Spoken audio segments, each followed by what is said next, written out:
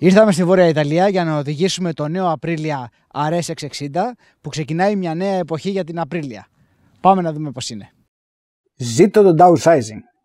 Downsizing. Η σύνθετη λέξη που έχει γίνει καραμέλα στο χώρο του αυτοκινήτου τα τελευταία 10 χρόνια και στην ουσία είναι η αντικατάσταση των μεγάλου κυβισμού κινητήρων με ίδιας απόδοσης κινητήρες αλλά μικρότερου κυβισμού προς όφελος της μικρότερης κατανάλωσης καυσίμου και άρα της εκπομπής ρήπων.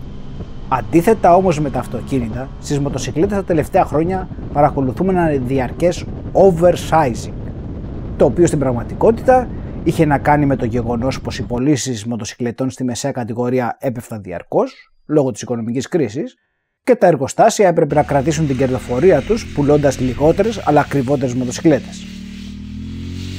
Το μπούγιο και η υπερβολή έφεραν περισσότερα χρήματα στα ταμεία των εργοστασίων, αλλά την ίδια στιγμή δημιούργησαν ένα τεράστιο κενό στη μεσαία κατηγορία.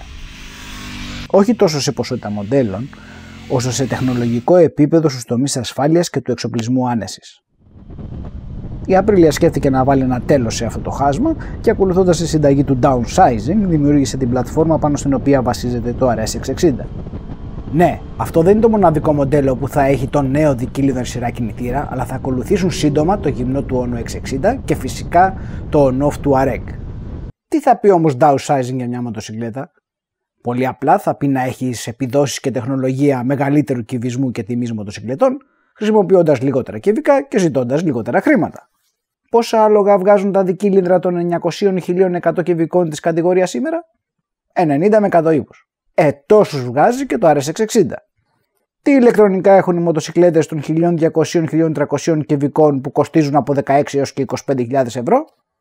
Έχουν ρυθμιζόμενο corner ABS, έχουν ρυθμιζόμενο traction control, έχουν cornering lights που φωτίζουν το εσωτερικό της τροφής όταν στρίβουν, quick shifter up-down για να αλλάζει ταχύτητες χωρίς συμπλέκτη, έχουν έγχρωμα όργανα TFT που μέσω Bluetooth απεικονίζουν τις ενδείξεις και τις λειτουργίες του smartphone σου. Τα ίδια ηλεκτρονικά έχει και το RS660 και μάλιστα καλύτερα, καθώς χρησιμοποιεί την ολοκαίνουργια κεντρική μονάδα επεξεργασίας της Marelli που είναι 4 φορές γρηγορότερη στην επεξεργασία δεδομένων, επιτρέποντας στα ηλεκτρονικά βοηθήματα να επέμβουν με μεγαλύτερη ακρίβεια. Πόσο κοστίζει? Όσο περίπου και ένα μεσαίο on-off με σπαρτιάτικο εξοπλισμό, δηλαδή 11.050 ευρώ. Μα είναι 660 και τα υπόλοιπα δικύλινδρα 650 είναι αρκετά φτηνότερα. Δύσκολα μπορείς να βγάλεις από το μυαλό του κόσμου τον παραδοσιακό τρόπο σύγκρισης με βάση τα κυβικά. Και αυτό θα είναι το βασικό πρόβλημα της Aprilia στην εμπορική πορεία του RS660. Ένα άλλο πρόβλημα θα είναι να πείσει όσους δεν το έχουν οδηγήσει πως παρά τα παρδαλά χρώματα και την επιθετική αιχμηρή εμφάνιση δεν είναι ακραίο Supersport, αλλά μια σπορ μοτοσυκλέτα όπως ήταν οι πρώτες γενιές του Honda CBR 600F πριν γίνουν RRRR. Καθημερινή οδήγηση, ταξιδάκια το Σαββατοκύριακο με την παρέα και γιατί όχι, οδήγηση στην πίστη. Για την εργονομία της θέσης οδήγησης πήραν ένα δικύλινδρο Kawasaki Ninja 6,5 που έχει πολύ ψηλά το τιμόνι και ένα Yamaha R6 και προσπάθησαν να συνδυάσουν την άνεση του πρώτου στις χαμηλές ταχύτητες με τη σωστή στάση του σώματος για γρήγορη οδήγηση που έχει το δεύτερο.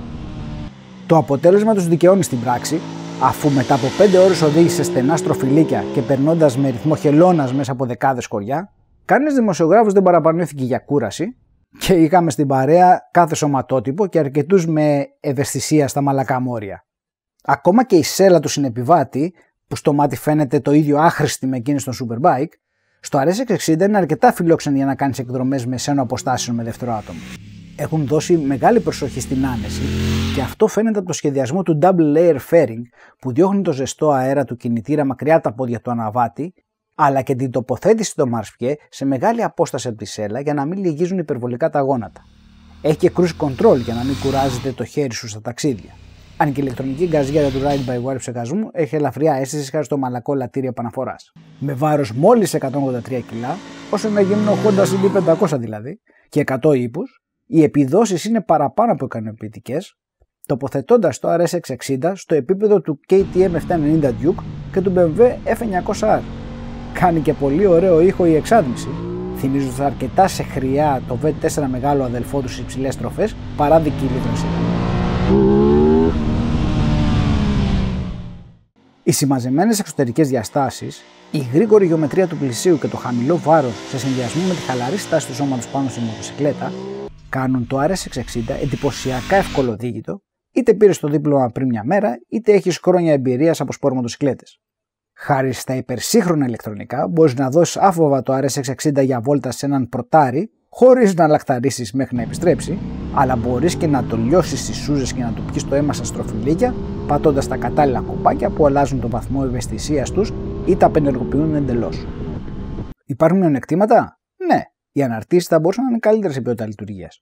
Όχι τόσο το πυρούνι που με τις ρυθμίσεις που διαθέτει μπορείς να βρεις τη λύση που σου αρέσει περισσότερο, όσο το πίσω αμορτισέρ που ικανοποιεί ως ένα βαθμό για οδήγηση στον δρόμο, αλλά αν έχεις στο μυαλό σου την οδήγηση στην πίστα, μάλλον θα πρέπει να το αντικαταστήσεις.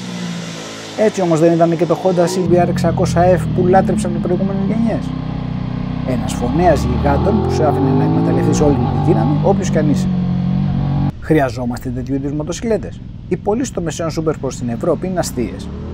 Όμως ένας λόγος που συμβαίνει αυτό είναι επειδή δεν υπάρχουν μοτοσυκλέτες σε αυτή την κατηγορία για να αγοράσεις. Αν όντως ισχύει, θα φανεί από τις πωλήσεις του RSX60 στο μέλλον.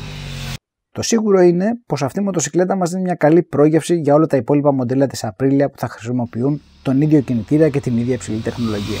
Τα περιμένουμε με ιδιαίτερη ανυπομονησία. Έως τότε, ζήτω το downsizing!